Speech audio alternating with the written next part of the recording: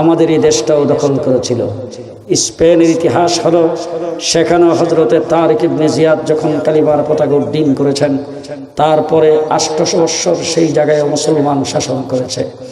আমাদের এই দেশ ভারতবর্ষ, এইটাও 800 বৎসর মুসলমান শাসন করেছে।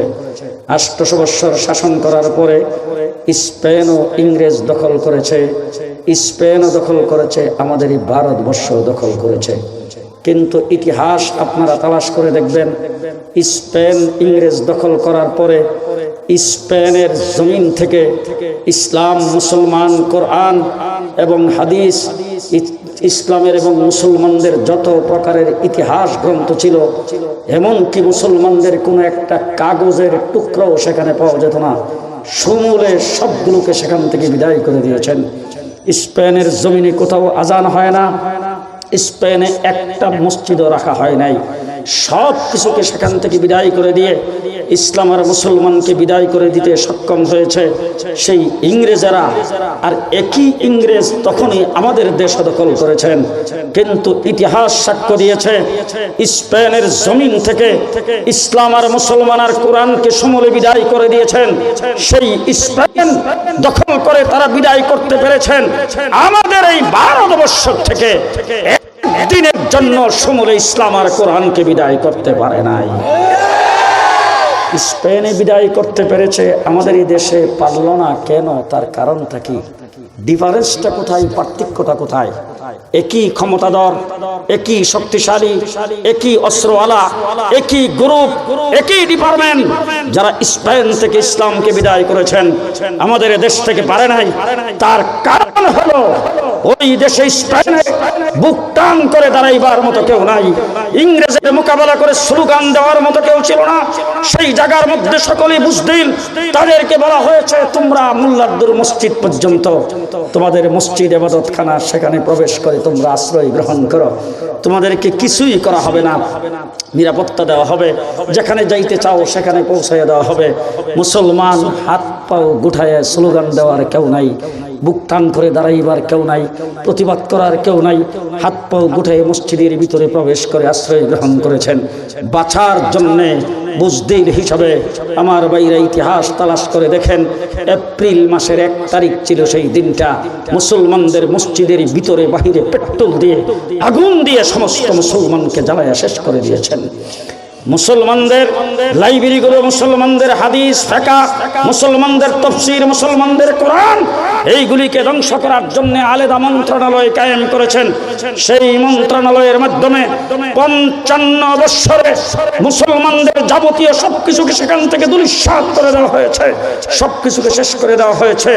কিন্তু আমার এই দেশও ইংরেজ দখল করার পরে বলছেন তোমাদেরকে কিছুই করা হবে না, তোমরা 5 ওয়াক্ত নামাজ পড়ো, মসজিদে থাকো, ইবাদত বন্দেগী করো, তোমরা মসজিদ থেকে বের হও না, মসজিদে তোমাদেরকে কিছুই করা হবে না, তোমাদেরকে সম্পূর্ণ নিরাপত্তা দেওয়া হবে, তোমাদের ধর্ম তোমরা পালন করো। কিন্তু আমার এই ভারতবর্ষের শাহ আব্দুল আজিজ মুহাদ্দিস দেহলভী রাহমাতুল্লাহ আলাইহি দিল্লির জামে মসজিদ থেকে খুন করে দিয়েছেন। আযান দিয়ে মসজিদে নামাজ পড়তে যাব, বাকি সময় তাদের বিরুদ্ধে লড়াই করতে থাকবো। সেই শাহ আব্দুল আজিজ মুহাদ্দিস দেহলভী রাহমাতুল্লাহ আলাইহির ফতোয়া, সেই ফতোয়ার ভিত্তিতে লড়াই শুরু হয়েছে। 250 বছর পর্যন্ত লড়াই করেছেন আমার দেশের বুজুর্গানে দ্বীন।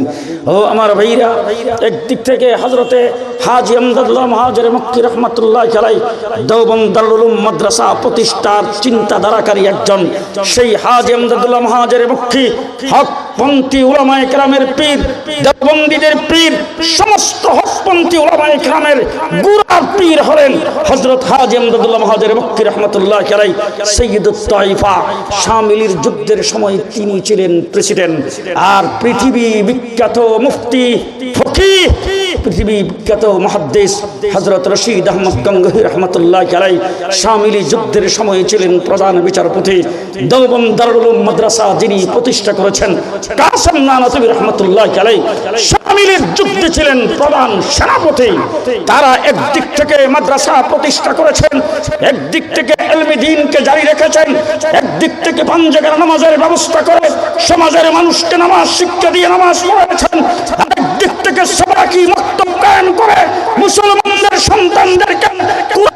যেন দূরে সরতে না হয়। এই জন্য কোরআন শরীফ শিক্ষার ব্যবস্থা করেছেন, নামাজ শিক্ষার ব্যবস্থা করেছেন, মুষ্টির চাউল উঠাইছেন, মৌসুমিক চামড়া উঠাইছেন, জাকাতের ফিতরার টাকা পয়সা উঠায়া মাদ্রাসা প্রতিষ্ঠা করে এই দেশ থেকে ইসলাম আর দ্বীনকে বিদায় করতে দেয় নাই।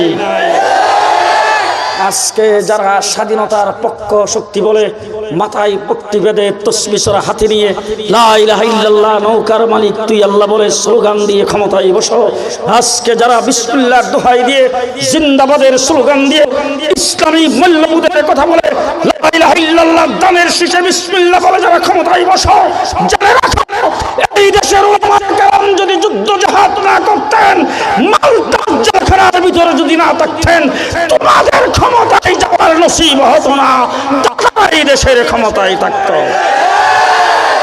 আমার বন্ধুগণ, স্বাধীনতার মূলে এই দেশে আমরা আল্লামা নূর হোসেন কাসিমি তো স্বীকৃতির দ্বারে কাছেও নাই, ওনার মান কে দিল? আল্লামা আহমদ শফি হেলিকপ্টার রিক্সার মতো,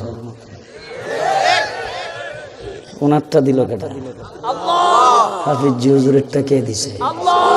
জি হাফিজ জি হুজুর রহমতুল্লাহ আলাইহি লঞ্চের ছাদের উপরে বসছেন, চৈত্র মাস, প্রখর রৌদ্র, সোয়ারি ঘাটে লঞ্চের ছাদে ওটা মাত্র দেখি গোটা আকাশটা পরিষ্কার, কোথার থেকে একটা মেঘখণ্ড আইসা লঞ্চটারে ডাইকা দিল। সোয়ারি ঘাট থেকে নিয়ে খোলামোড়া পর্যন্ত 1 থেকে 1.5 ঘন্টা লঞ্চটাকে ডাইকা রাখছেন আকাশের মেঘমালায়। কোন সার্টিফিকেট? কোন সার্টিফিকেট? তখনকার সময়ে যে সরকার ছিল সেই সরকার হাফিজ জি হুজুরকে গৃহবন্দী করেছেন লালবাগ মাদ্রাসায়।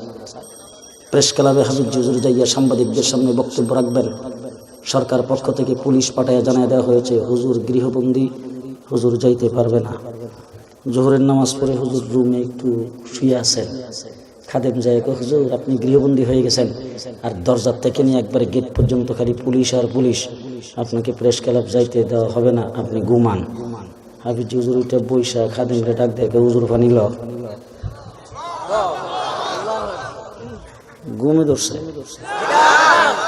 আল্লাহ একবার যে কইলেন জীবন মরে যাবো কইছেন মনে হয়েছে। হাফিজ হুজুরকে হুজুর পানি ল,